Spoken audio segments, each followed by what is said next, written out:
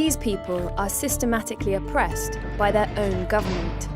We've been waking up to horrific stories every day, heartbreaking images separating mothers from their children. They live in a police state, where they're monitored by one of the most advanced and intrusive surveillance systems in the world. Imagine that the police force you to stand in front of a camera for biometric data collection. Every online activity is tracked. Imagine that the police force you to install spying app on your phone. Their religion is restricted. Many traditional Muslim names are even banned for newborns. Party officials are frequently attacking Islam as very old-fashioned, very backward. These are some of the suspected detention camps where an estimated 1 million Uyghurs are held. Many of them have not been heard from since being detained.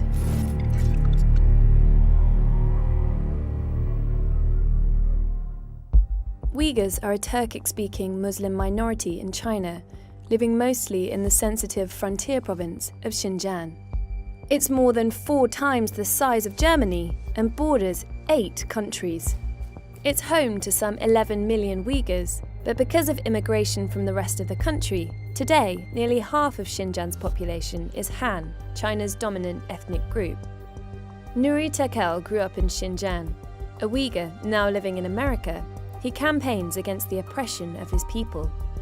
But speaking out against China can be dangerous. I worry my public advocacy will cause some unthinkable consequences to my family members. I haven't seen my mother for 15 years. This is the mildest form of torture that the Chinese government is imposing on us. The Communist Party seems determined to crush Uyghur identity and is going about it in a systematic way.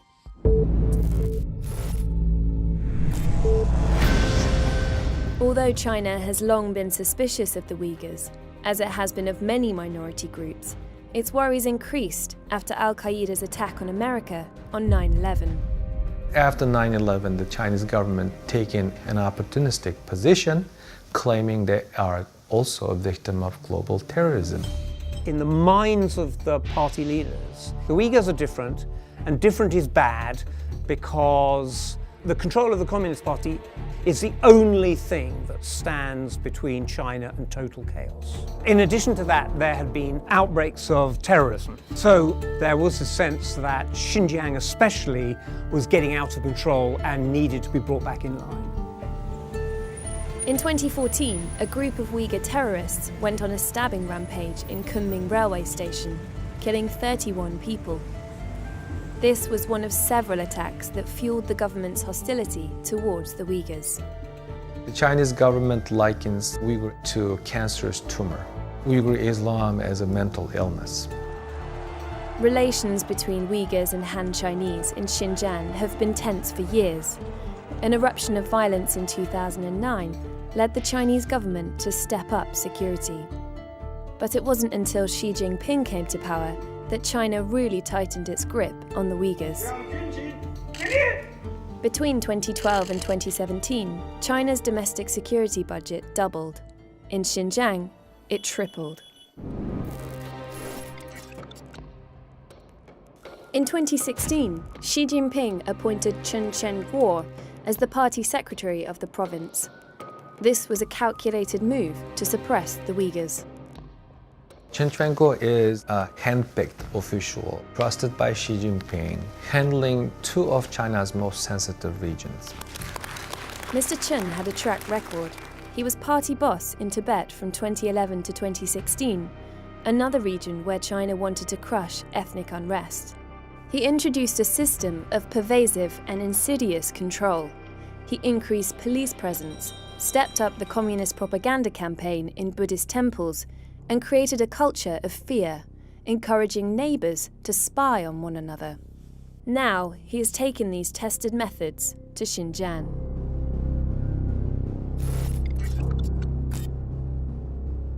Images of Xi Jinping have been placed in some mosques and on prayer mats across the province, an act that offends religious sensibilities. Beards and face veils have been banned, as have some halal products. This 800-year-old mosque is one of many that has been closed or bulldozed. The Uyghur language is banned in schools in parts of Xinjiang. Uyghur heritage is being wiped out. It's a cultural genocide. It's a very specific purpose, systematic method, and ultimate goal.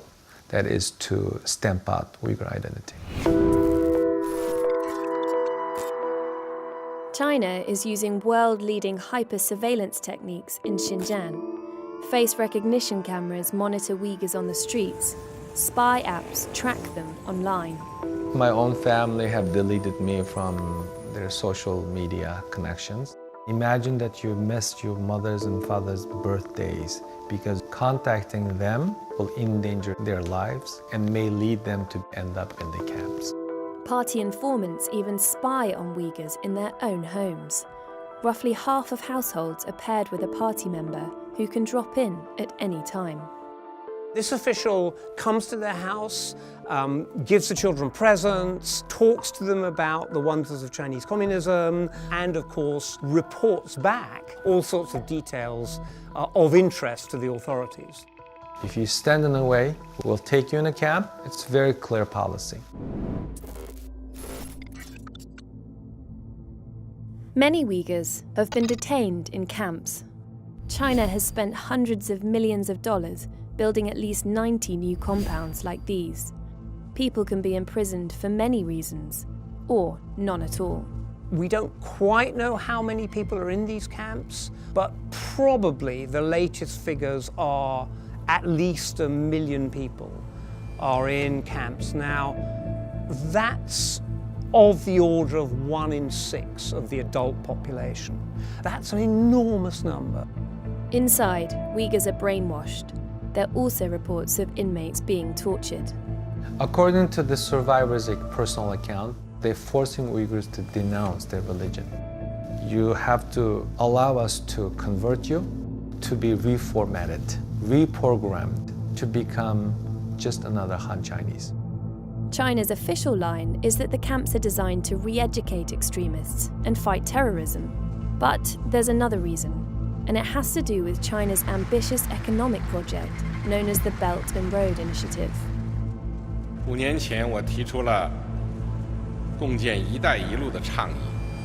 Loosely based on the historic Silk Road, this vast collection of infrastructure projects seeks to connect China with Africa and Europe. This would significantly expand China's economic influence. It spans over 70 countries and will cost hundreds of billions of dollars. Xinjiang is sort of central to Xi Jinping's grand project. That project is Xi Jinping's sort of signature foreign policy. And therefore Xinjiang is so important to that he just does not want any trouble coming from Xinjiang. The Uyghurs are victims of China's determination to exercise complete control over its population. Their future is uncertain. I don't want you to end up in history books. I want to live just like anyone else. And my people deserve to live in this world with respect and dignity.